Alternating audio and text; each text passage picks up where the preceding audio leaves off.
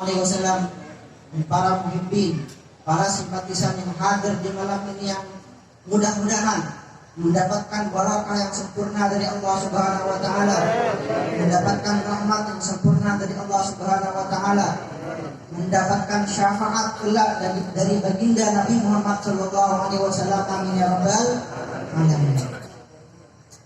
Para jamaah yang saya hormati, alhamdulillah di malam hari ini kita semua bisa berkumpul di dalam satu majlis, di dalam salah satu baitin min buyutillah subhanahu wa ta'ala, salah satu rumah dari sekian banyak rumah Allah Subhanahu wa ta'ala, yang mana masjid ini istimewanya juga didirikan oleh salah satu waliyun min awliyaillah subhanahu wa ta'ala, wali dari sekian banyak wali Allah Subhanahu wa ta'ala, yaitu Syekh Khalil bin Abdul Latif Al-Bangkalani.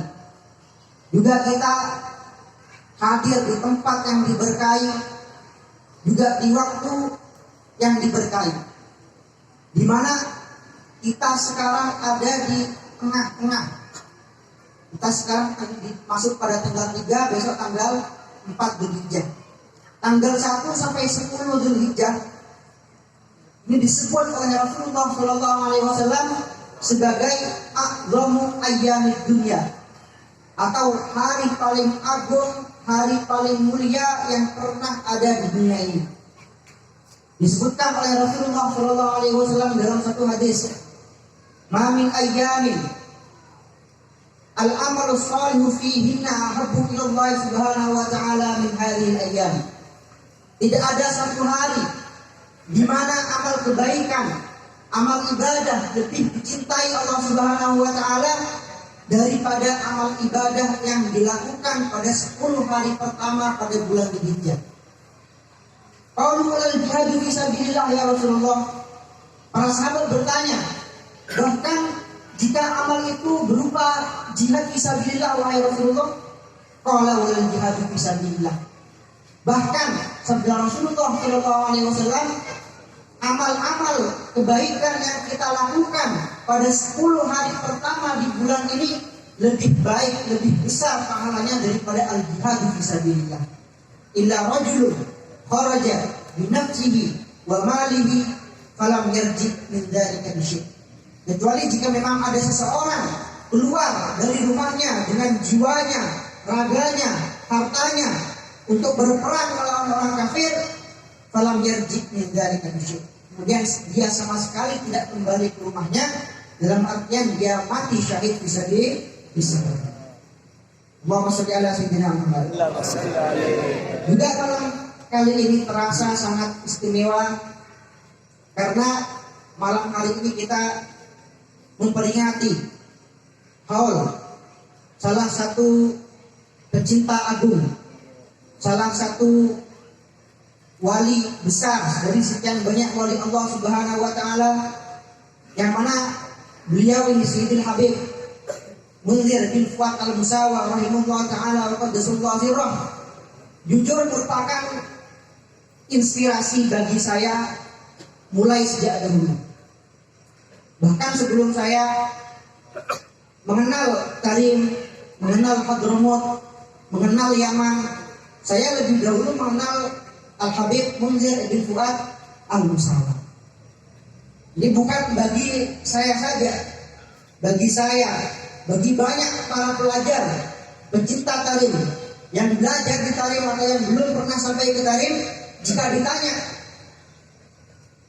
ingin seperti apa engkau kelak ketika kembali ke negaramu, maka mereka akan menjawab ingin seperti Habib Munzir, ingin memiliki majlis seperti Habib Munzir, ingin berdakwah seperti Habib Munzir, ingin menjadi orang yang sukses berdakwah mengajak orang ke jalan Allah Subhanahu wa ta'ala seperti Habib Munzir.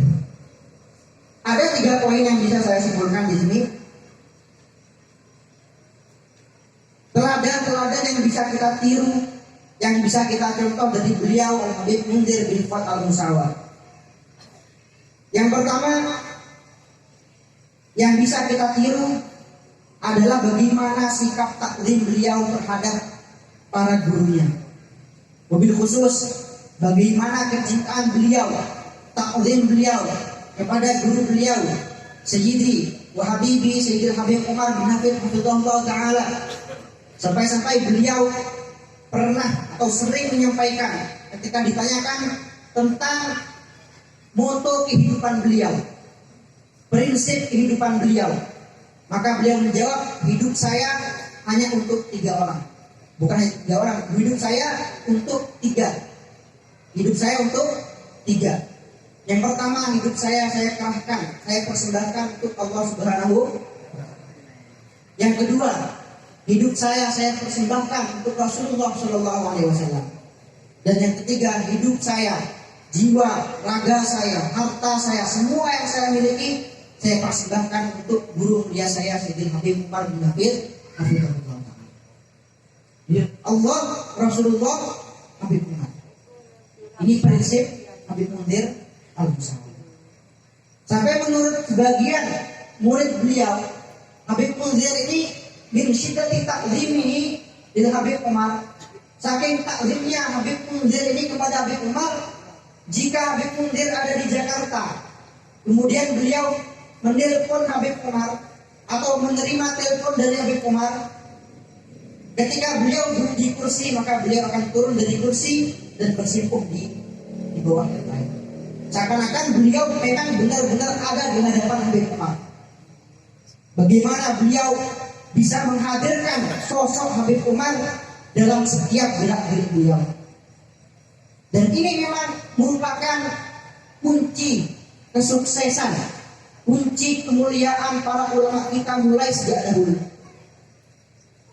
Shahibu hadzal masjid, pendiri masjid ini Syekhana Muhammad Khalil bin Abdul Latif Al-Bangkalani, sampai sekarang nama beliau dikenang.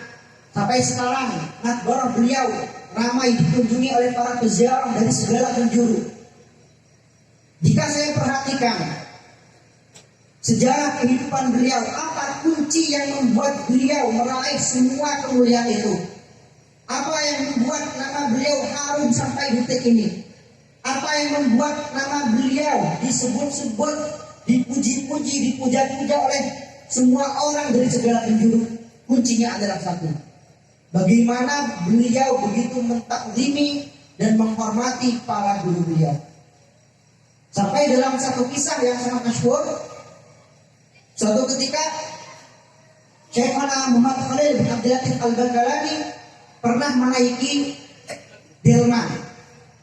Kalau bahasa Maduranya doka, ya. Menaiki delman. Nah, kemudian Syekhana Khalil bertanya kepada Pak Kusir, Pak, ini kuda berasal dari mana? Dijawab oleh Pak Kusir, kuda ini kiai berasal dari daerah Bima, dari daerah Lombok. Maka ketika Syekhana Khalil mendengar bahwa kuda tersebut berasal dari Bima, mubasyarah, langsung saja beliau turun dari delman tersebut. Kusirnya kebingungan, kenapa kok kiai ini tiba-tiba turun? Saya salah apa? Ada apa?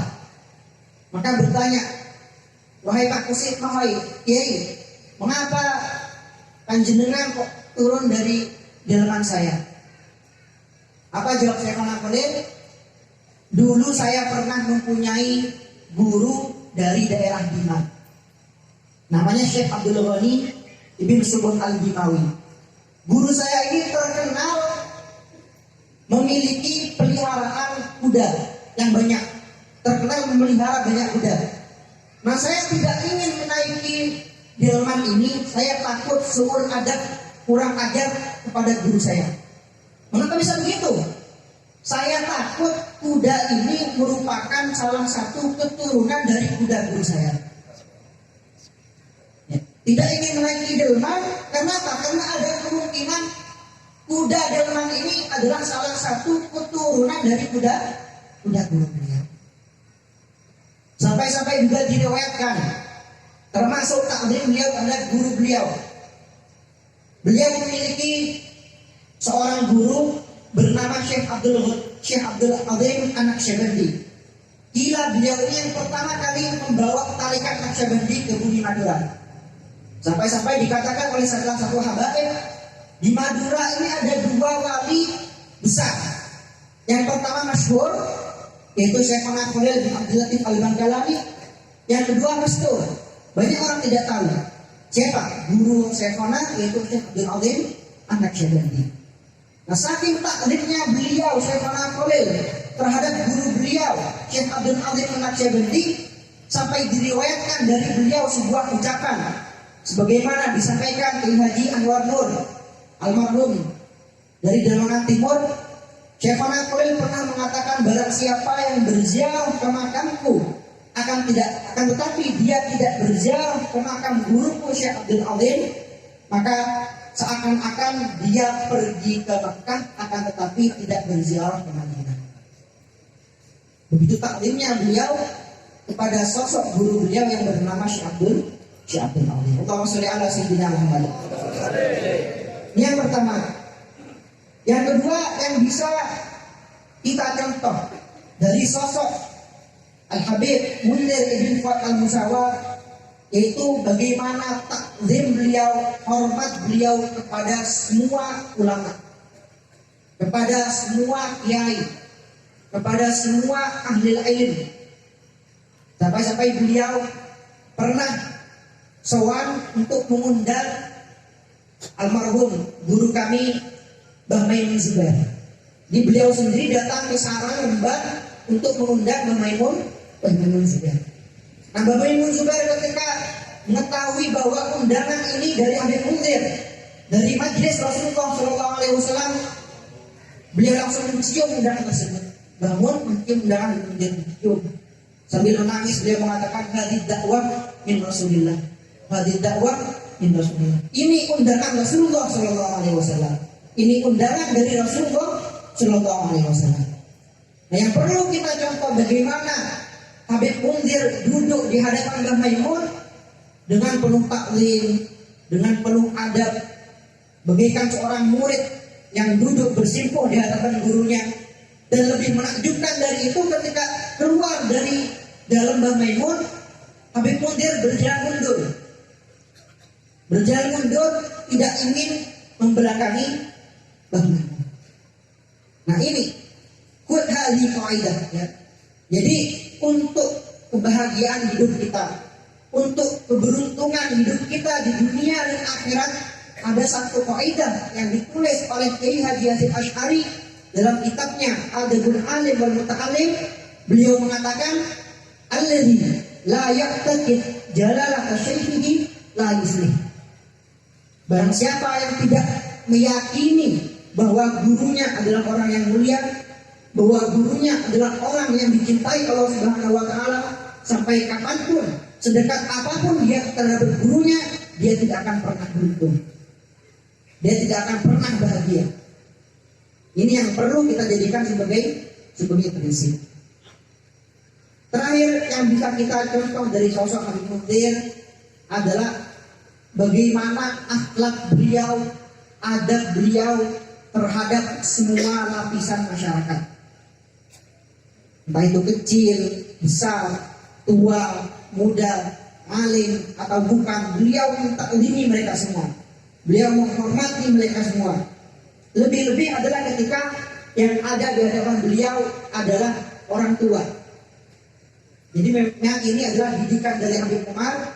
Jadi ketika kami belajar di Tarim, ketika kami hendak menghadiri haul atau maulid di luar, di masjid fulan, haul Habib ini, haul Habib fulan, maka Habib Umar biasanya berpesan kepada para santrinya, berpesan kepada para muridnya, jangan sampai suul adab terhadap orang yang lebih tua. Jangan sampai berdesak-desakan dengan orang yang lebih tua. Jangan sampai berjalan mendahului orang yang lebih tua. Jika ada orang tua yang duduk di sampingmu, cium tangannya, hormati dia. Ini dari salah satu pesan Habib Umar kepada kami ketika kami hendak menghadiri majelis-majelis. Nah, Habib Munzir mengamalkan betul pesan Habib Umar ini. Sampai suatu ketika Habib Munzir pernah mengumpulkan para pelajar Darul Muslimah di Tarim. Ketika beliau berkunjung ke Tarim, beliau pernah bercerita Beliau pernah bercerita bahwa suatu ketika Habib Munzir ini masuk ke suatu masjid untuk sholat duha kalau nggak salah.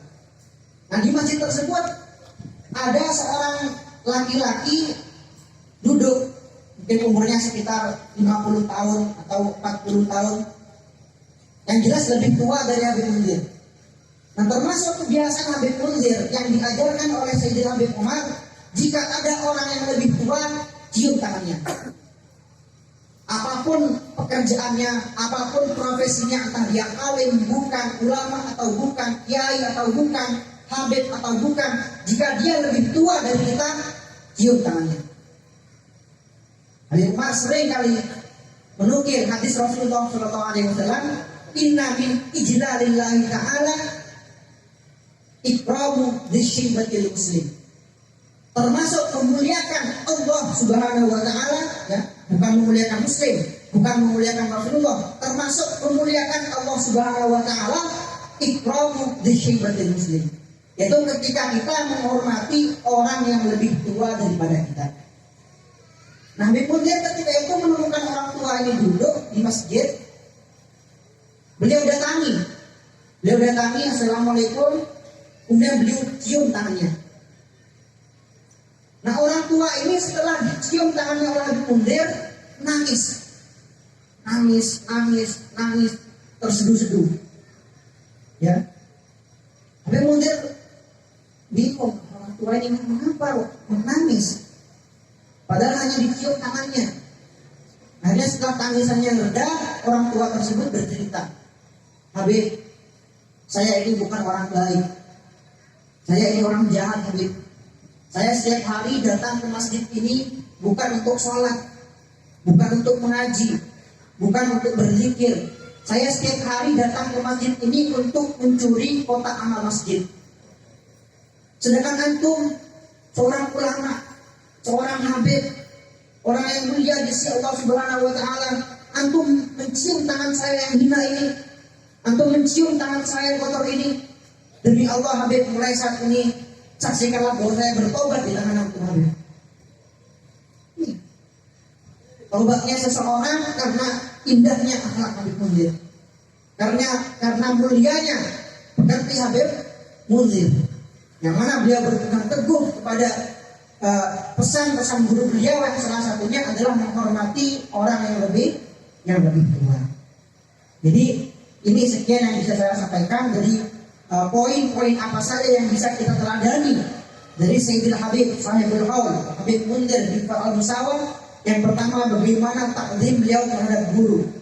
Yang kedua, bagaimana takdim beliau kepada ulama. Yang ketiga, bagaimana sikap hormat beliau, sikap respek beliau terhadap semua lapisan masyarakat, lebih khusus kepada orang yang lebih tua. Jadi sekian yang bisa saya sampaikan. Bila taufik wal hidayah, wassalamualaikum warahmatullahi wabarakatuh.